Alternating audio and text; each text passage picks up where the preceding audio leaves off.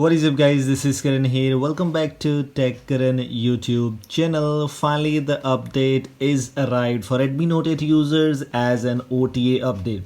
It's now available for almost every user right now. If you're using Redmi Note 8 device India stable, you can see Miui 12.0.1.0 QCO with the stable update of 2 GB, and the changelog is only simple like Android. Update your Android security patch to October 2020, increase system security. If you want to install this OTA update, you can simply find it on your OTA section. Just go and check out in the system update section. Let's find out if we get something here or not. Guys, if you're using your Xiaomi device like Redmi Note 8 and you're using the latest version, which is Miui Global 11.0.6 stable version, and if you're using a global version like this one is the India stable version, if you're using a global version, you might already see the OTA update and then you will be on 11.0.11.0.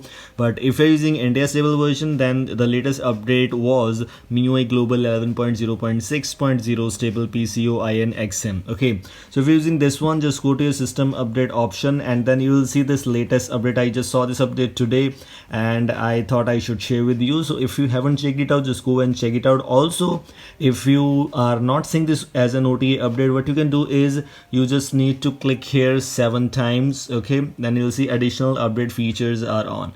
Then what you have to do is just click here, then you have to click on choose update package. The link for that file is in the description. You just need to click on this one again and click on allow, and then you will see this file. The link for this file is also in the description, as I already told you. Just click here, then click on OK, and what it will do is it will retrieve the info and then it will be updated to this MIUI 12.0.1.0 very easily. This method is for the devices, for the users who are using their device, and as you can see, it's done.